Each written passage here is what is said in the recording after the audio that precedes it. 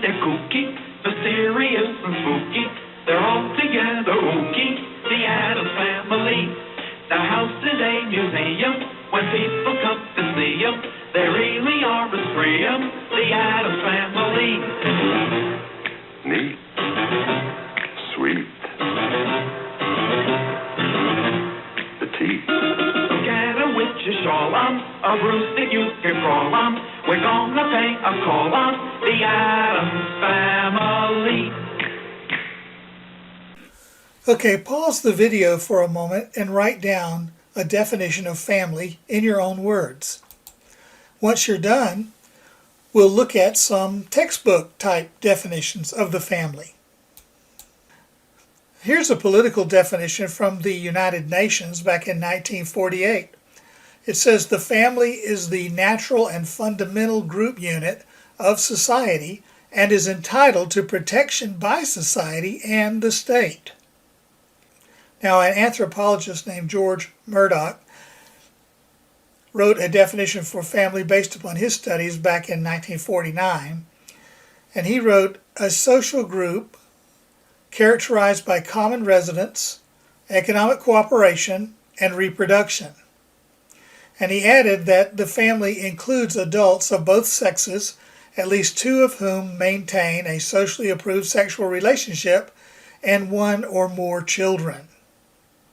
So that definition has those three components: common residence, economic cooperation, and reproduction, and children. Now, Murdoch's definition really doesn't fit all families, because there are many families that don't have children, that are single parents, the blended families, couples that are asexual, and they don't all fit Murdoch's definition. Here's another definition from later in time, 1988. The minimal family composition is one adult and one dependent person. The parents do not have to be of both sexes, and the couple does not have to be married. So this definition is quite a bit broader, but it still requires that someone be an adult and someone be a dependent. Now, those definitions don't fit a lot of families that exist today in our own society. For example, single-parent families, divorced families where they're maintain two households, adoptive families, unmarried families, same-sex families, and there are others. The U.S. Census had to come up with a definition that they use for family when they're counting people. And so here's the formal definition used by the U.S. Census. Some have definitions that focus on children.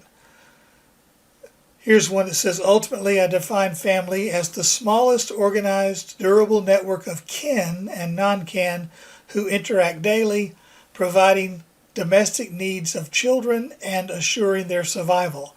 So this one's also somewhat broad, but it requires children be in the mix. And then in the medical practice, it's often necessary to define family.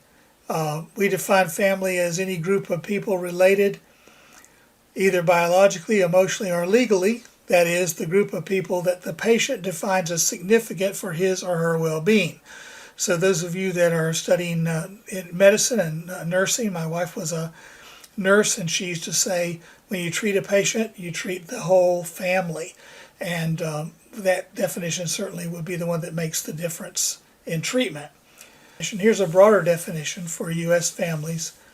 There are diverse types of families, many of which include people related by marriage or biology or adoption, as well as people related through affection, obligation, dependence, or cooperation. Now that's a very broad definition that might take in most of the family types that we're looking at in our course and that exist in our culture today. So what are the types of families in our culture today? Here's a short list. There's the family of origin, or sometimes called orientation. That's the family that you're born into. Then there's the family of procreation. That's the family that you create if you grow up and get married and have children. There's a conjugal family. The bond that ties that family together is the sexual or conjugal ship. A married couple that doesn't have children might identify as family, and the main thing making them a family is their sexual relationship. The nuclear family is one in which you have the smallest unit of the family where there's parents and children. The binuclear family is a family where there's maybe you had a situation where there was a divorce and the child has maybe a bedroom and a setup over at the father's residence, and a different bedroom is set up over at the child's mother's residence, and spends part of their time with the father and part of their time with the mother. So it's still a nuclear family, parents and children, but it's binuclear because they basically have two kind of households or two family units. And then there's the extended family, sometimes called the consanguine family, and consanguine means by blood. So that's your family that's related by blood, and it would include not just the nuclear family, but other family members like grandparents and cousins and uncles. And years ago, the extended family was the most common model. And when you hear people say blood is thicker than water, well, they're might be talking about that consanguine family, the extended family that sticks together. Partly as a result of the Industrial Revolution, the nuclear family has become more of the norm in American society. So as industrialization meant that those people with the very large families, they went from a situation of being agrarian, where the more children you had, the better off you were because the more hands you had to work on the farm. And then with industrialization, when people moved to the cities and they started working in factories in large numbers, then the more children you had, that was a detriment, and at least financially, because there were, instead of being more hands to work on the farm, there were more children to support, more mouths to feed. So people started having less children, and that's where we are today. Here's a nice little chart that shows household types over a 40-year period. Now that's a little bit dated because it's from 1970 to the year 2000. But the reason I'm showing it to you is not because of what the dates are, but because you can see that over a 40-year period, there was quite a bit of change that happened for in the makeup of households and the makeup of families. So back in 1970, 40% of families were married couple with children, but by 2000, only 24% fit in that category. And then those groups that were small in percentages at the bottom of the chart, they went from a smaller percentage to a larger percentage over that same 40-year period. So there's been a lot of change in what households and what families look like in our culture. And that begs the question, what is the condition of the family as an institution given all the changes that have happened over time? Well, there's two kind of main approaches that are taken with regard to that question. There's the family decline model. People that follow this model might look at statistics that seem negative, like increased divorce rates or increased poverty for children that have increased over time with the changes that have happened to the family. And that's called the family decline model. So in a colloquial few words, you could say the family decline model holds the idea that the family is going to hell in a handbag, or sometimes that the nation is declining because the family is declining, and certainly the family could be considered the backbone of the society. But then there's another way of looking at that, and that would be that all of these changes have happened, but guess what? The family's still here. The family is still surviving and thriving, and people are still making it work in spite of all those changes. So that would be called the family change model.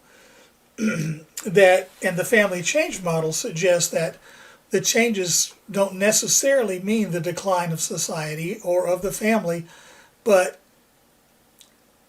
it's quite remarkable how resilient the family as an institution has been in spite of all of these changes and that have brought about some of those negative statistics.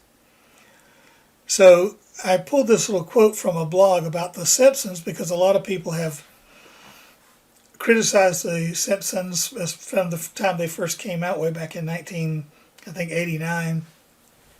There was a lot of concern about what a bad influence The Simpsons would be on children and families, but and The Simpsons certainly, as characters in the cartoon, are very flawed. In fact, you might say they are an example of a dysfunctional family. And the satire that happens in that show points out a lot of the problems with the dysfunctional family. But this blog writer wrote, underneath it all, something else was happening. Homer and his clan, for all their many, many faults, loved and cared for one another, and still do. In some ways, now in the second decade of a new century, they seem almost counterculturally old-fashioned. As our world tries to now decide if family, any sort of family, is needed at all, Springfield's First Fam holds together, never minding the pressures of school, work, politics, media, and the occasional natural or unnatural disaster. Indeed, Homer and Marge have stuck it out for better than 3 decades through thick and thin, sickness and health, high hair and no hair. So the Simpsons are not a real family, but it certainly is an example of, how the family, they could be a role model for the resilience of the family. Let's take a few moments and look at some terms that might be useful to you if you study family on more of a global perspective. We're going to look at norms of residence, norms of authority, norms for choice of marriage partner, and they vary from one culture to another. Norms of residence is a reference to where a couple lives, a married couple lives after they get married. In Western culture, they live alone wherever they wish to live and not necessarily connected to one of their relatives. In some other cultures that are patrilocal, the newlywed couple lives with the parents' family, the family of the groom, or the community of the family of the groom. In matrilocal societies, they live with the wife's family. Norms of descent and inheritance terms are patrilineal, matrilateral. Patrilineal means that you trace your kinship through the male side of the family. And matrilineal means you trace it through the female side of the family. Now, most of us in the Western culture actually pay attention to our lineage on both the father and the mother's side, and that would be called bilateral. And then norms of authority. A patriarchal society is one where men have the power and authority and are dominant. A matriarchal one is where the women have positions of authority in the society. And you could apply this to a marriage as well, like who's the boss in terms of the marriage interactions, who makes the decisions about spending money, etc., etc. And most couples today prefer to pursue an egalitarian model where they equally share the power, in the marriage when it comes to making decisions. And then there are norms for how people choose their marriage partner in a culture. There's endogamous norms and exogamous norms. Exogamy means you marry someone that's outside of your own group. So the incest taboo is the one taboo that is considered a cultural universal because it's found in almost every society around the globe. And that really is a prohibition against marriage or close sexual relations with someone that's close to you in in your family, that's related to you. So exogamous rules would say you have to marry someone outside of that group. and will be consistent with the incest taboo. Endogamy means you have to marry someone within your group, but we're not necessarily meaning within your family group, but rather within other social groups that you belong to. So in our own culture, it's true that most people, while there might be a few exceptions, most people marry others that are around the same age that they are, that are the same race, that are the same religion or a compatible religion, and that are in the same social class as they are. Now, finally, we could look at the sociological paradigms to explain the family, and we'll be doing that in more detail in another lesson. But just briefly, from the macro level analysis, we could use structural functionalism or social conflict theory to explain the family. And at the micro level, we would use various interactionist theories to explain the family. And all three of those are useful for understanding the family. The macro level ones are especially useful for understanding the family at, as an institution, and the interactionist ones might be better for understanding the dynamic of communication within the family and things at the micro level. So the functionalist model would examine the family from the standpoint of what its function is in society, how it helps keep society stable. And some examples of functions of the family would be procreation, socialization of children, economic cooperation. Those are examples of functions, ways that the family helps keep society stable, and so they're functions of the family. The conflict model would look at how our norms about family life and marriage and family might contribute to or perpetuate the inequality that exists within the society. And here again, we could look at those endogamous mate selection norms. If people, for example, tend to marry only others in their same social class, then what that means is that most of the wealth, if all the people in the higher classes, and if the super rich families only have their children marry other people's children from other super rich families, then in terms of inheritance, and more than 50% of the money that super rich have comes from inheritance. So in terms of inheritance, then that same percentage of the wealth that's held by that one category of people is passed down from generation to generation to generation. Basically, it stays within the same group of families since they marry others in their same social group. And by the same token, people in the working class or in the lower classes that tend to marry others in the same groups that they belong are limited in how much wealth they can carry forward from generation to generation by their current social class. All right, that's a good stopping place for this lesson, where we've introduced the ways of defining the family to kind of get rolling with the marriage and family course.